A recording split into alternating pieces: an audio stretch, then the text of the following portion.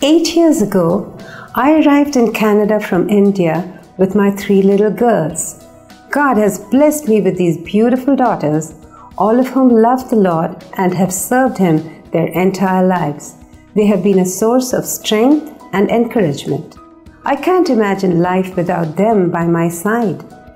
Yet, there are places in the world where young women like my daughters aren't safe, where they never experience the warmth of caring parents, and where they never know of God's eternal saving love.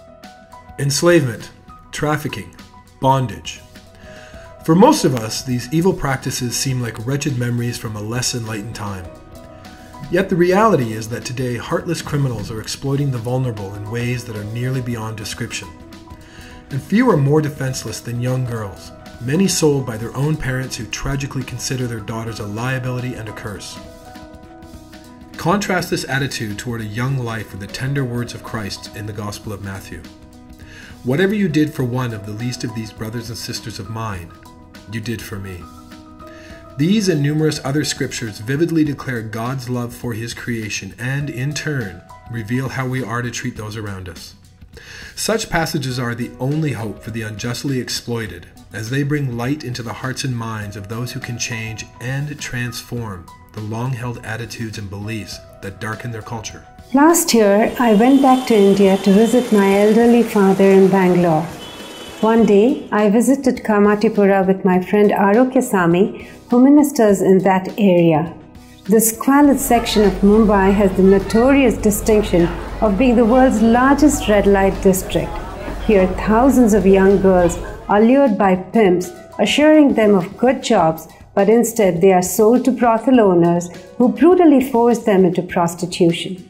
Together, we carried a supply of Bibles and gave them freely to the sad young women we saw in the dark alleys. The simple act of giving away a Bible, so easy to do and so utterly transforming. I want to tell you the story of one of the girls I met. Her name is Lakshmi, and she was a school dropout. Her parents forced her to work so she could support them, and because they didn't want to pay her marriage dowry.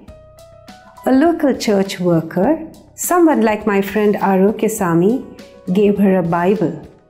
Soon, Lakshmi became a Christian, and her love for God's Word grew each day. So what can you do to help these desperate girls and young women discover God's boundless love for them? Like Lakshmi, they will only learn of the salvation Jesus freely offers by reading of His unconditional love and care for them.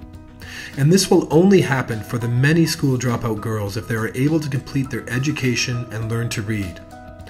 By equipping them with literacy skills and vocational training, they will be able to better meet the challenges they are certain to face and to escape the vicious cycle of grinding poverty and prostitution. After all, God's Word empowers and transforms people from all walks of life and social strata. Lakshmi's story represents the essence of what it means for believers to care for the least of these. With your generous support, we can celebrate more stories of victory this year. Please consider making a gift today so girls like Lakshmi can receive a Bible and hear about God's love, a love that frees them from the enslavement suffered by so many children in Kamatipura. $12 will provide a Bible to one school dropout girl in Kamatipura. $48 will give 4 girls like Lakshmi their very own Bible. $240 will provide a case of Bibles for evangelists like Arokyasamy so they can share God's message of love and acceptance to the least of these. It is also our fervent prayer that the least of these program will have a ripple effect as the young women we minister to will eventually bring the Bible's message of hope to others.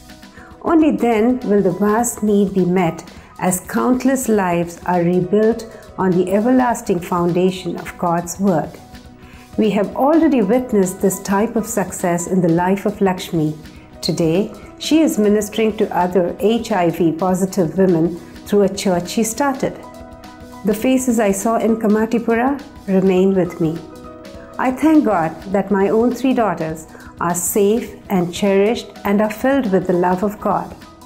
What a joy it would be to share the peace they feel each day a peace that passes all understanding with the captive young women of Kamatipura. Please consider joining us today.